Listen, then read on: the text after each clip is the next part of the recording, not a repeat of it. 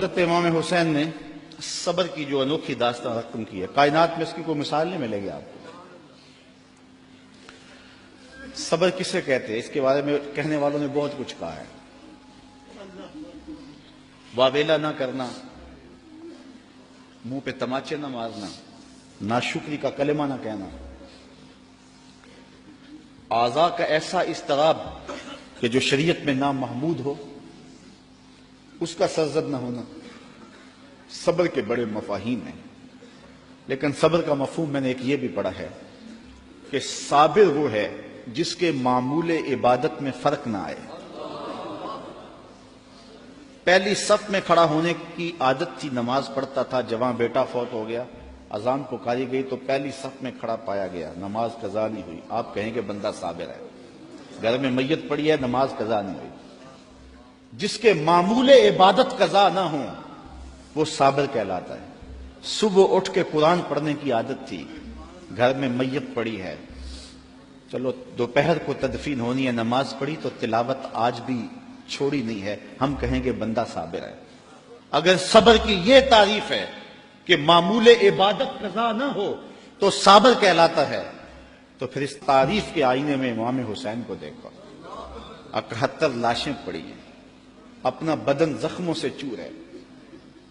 محتاط روایت یہ ہے کہ آپ کا جب پیراہن اتارا گیا تو 113 تیر، 33 زخم تلواروں کے تھے اور 34 گھاؤ نیزوں کے تھے۔ کچھ نیزے بدن میں ٹوٹ گئے تھے اور گھوڑے کی زین سے فرش زمین پہ آئے۔ صابر ایسا ہے کہ عبادت کا وقت آ گیا، سجدہ قضا نہیں ہونے دیا۔ ایسا صابر ہے کہ سجدہ قضا نہیں ہونے دیا، آتے ہی پیشانی سجدے میں رکھ لی۔ اللہم رضن بقضائک وصبرن علی بلائک تسلیما لامرک۔ اے اللہ، سب کچھ کٹا کے اور بچوں کی لاشیں پڑی ہیں، حسین کے لخت لخت سے خون بہ رہا ہے، لیکن حسین پھر بھی حاضر ہو گیا تیرے امر کو تسلیم کرتے ہوئے اور آنے والی مشکلوں پر صبر کرتے ہوئے، اور حسین تیرے حکم پہ راضی ہے۔ تو بھی بتا، تو بھی حسین پہ راضی ہوا ہے یا کہ نہیں ہوا؟ آواز آ رہی ہے، اس نواسے پر محمد مصطفیٰ کو ناز ہے، اس پیاسے پر علی شیر خدا کو ناز ہے۔ اوروں نے بھی سجدے کیے پر اس کا عجب انداز ہے، اس نے وہ سجدہ کیا جس پر خدا کو ناز ہے۔ عابد ایسا کہ معمول عبادت قضا نہیں ہوا، سجدہ قضا نہیں ہوا۔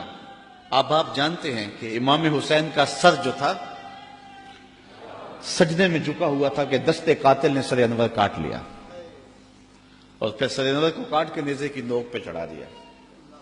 یزیدیوں نے اس لیے کیا کہ اپنے لشکر کو تسلی دیں کہ ہم کامیاب کامران ہوئے ہیں، دیکھو سر حسین کٹ کے نیزے کی نوک پہ چڑھ گیا۔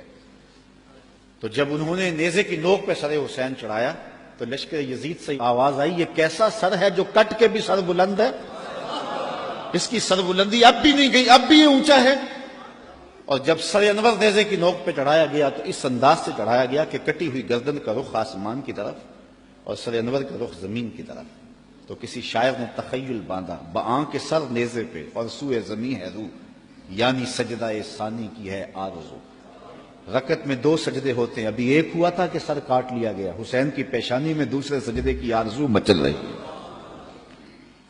صابر ایسا کہ معمول عبادت قضا نہیں ہوا اور پھر تلاوت بھی قضا نہیں ہونے دی۔ حسین کا سر نیزے کی نوک پہ ہے، لبوں پہ قرآن جاری ہے، کیونکہ حسین کو لوریاں ہی قرآن کی ملی تھی۔